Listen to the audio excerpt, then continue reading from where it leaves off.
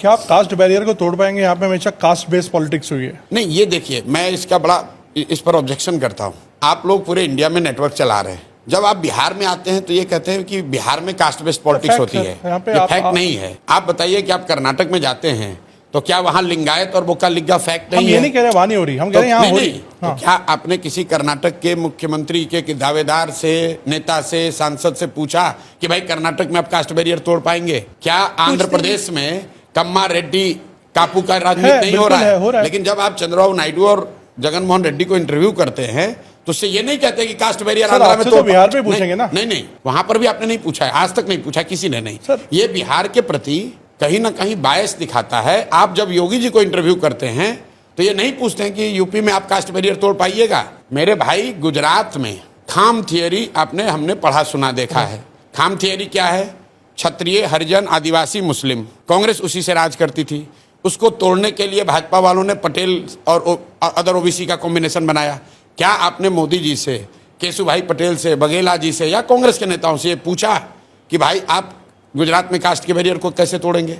देखिए, कास्ट भारत में एक सच्चाई है, समाज की सच्चाई है। जो भी बात समाज की सच्चाई होगी वो राजनीति में भी आपको दिखेगा। उसका डिग्री अलग अलग हो सकता है, लेकिन अगर समाज में कास्ट है तो राजनीति में भी कास्ट होगा। समाज में भ्रष्टाचार है तो राजनीति में भी भ्रष्टाचार होगा। समाज में अगर हिंदू मुस्लिम की भावना है तो राजनीति में भी दिखेगा।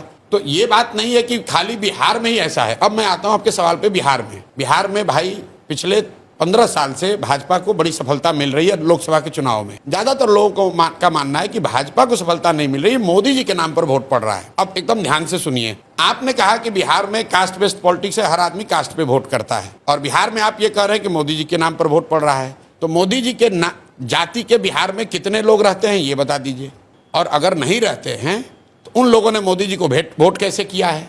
अगर हर आदमी जाति पर ही वोट कर रहा है तो बिहार में मोदी जी को वोट किसने किया ये बता दो, क्योंकि मोदी जी की जाति का तो बिहार में कोई नहीं है। इसका मतलब ये है कि लोग जातियों से अलग हटके भी मोदी जी के नाम पर वोट किए हैं, चाहे वो हिंदूवादी होने के नाम पर करे, हिंदू मुस्लिम के लिए करे, राम मंदिर के लिए करे, विकास के लिए करे, वो एक अलग मुद्दा है, राष्ट्रवाद के लिए करें, लेकिन जाति के नाम पर तो नहीं कर रहे हैं। लालू जी को देख लीजिए, लालू जी को आप लोग कहते हैं बिहार में MY समीकरण है, वाई तो उनकी जाति हुई, M मुस्लिम हुए, 18% मुसलमान है। वो लालू जी की जाति का तो नहीं है। वो लालू जी को क्यों वोट करता है? वो इसलिए नहीं कर रहा है कि वो जाति का है, इसलिए कर रहा है कि वो भाजपा को वोट दे नहीं सकता है, तो डर के मारे लालू जी को देता है। नीतीश जी की जाति का कब बोलबाला था यहाँ पर? नीतीश जी की जाति की कितनी संख्या है बिहार में? 2% से कम नीतीश जी की जाति की संख्या है। तो नीतीश जी जब तक मुख्यमंत्री नहीं बने थे तो क्या हमने किसी एनालिस्ट ने कहा था कि उनकी जाति का बोलबाला हो जाएगा बिहार में? ये जो धारणा है कि आपकी जाति की संख्या ज्यादा होगी तो आप जीत पाएंगे, ये सिर्फ बिहार नहीं, पूरे इंडिया का हमसे आंकड़ा ले लीजिए।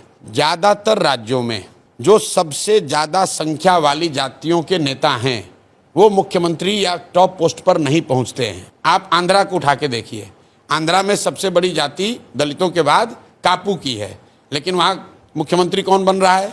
वो कम्मा बनते हैं या रेड्डी बनते हैं। महाराष्ट्र में भी आप देख लीजिए, जिनकी सबसे बड़ी जाति की संख्या वो नहीं बनते हैं। गुजरात, जिसकी जो सबसे बड़ी जाति की संख्या होती है उसका राज्य के टॉप पोस्ट पर पहुंचना, मोदी जी की जाति के कितने लोग गुजरात में हैं? जिसकी संख्या ज्यादा होती है उसको शुरुआती ताकत उसकी ज्यादा दिख सकती है। आप लालू जी के नजरिए से देखिए, लालू जी की जाति की संख्या मान लीजिए 17 है, तो क्या 17% लोग सरकार बना सकते हैं? जब तक दूसरे लोग उसमें जुड़ेंगे नहीं तब तक किसी भी जाति की संख्या इतनी नहीं है कि वो अपने दम पर किसी की सरकार बनवा दे या पूरी व्यवस्था बदल दे। अब जब आप एक डोमिनेंट कास्ट से आते हैं तो दूसरी सारी जातियां सामाजिक राजनीतिक तौर पर उससे डरती हैं और वो गोलबंद होती हैं। इसलिए आप देखते हैं कि पूरे देश में आप एनालिसिस करवा के देख लीजिएगा, अभी का ही नहीं, पिछले 20 साल का, ज्यादातर मोस्ट डोमिनेंट कास्ट के रिप्रेजेंटेटिव जो होते हैं, लीडर होते हैं, वो समाज में टॉप पोजीशन पे उस राज्य में पहुंचने में उनको दिक्कत है।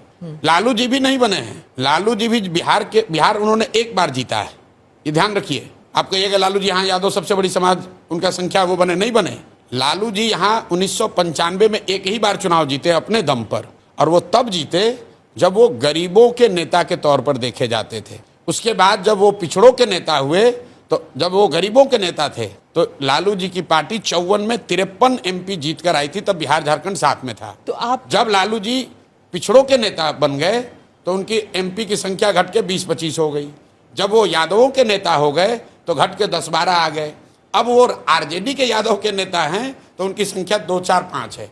यादवों की संख्या उतनी है जितनी पहले थी। तो जाति एक फैक्टर है, लेकिन जाति एकमात्र फैक्टर नहीं है।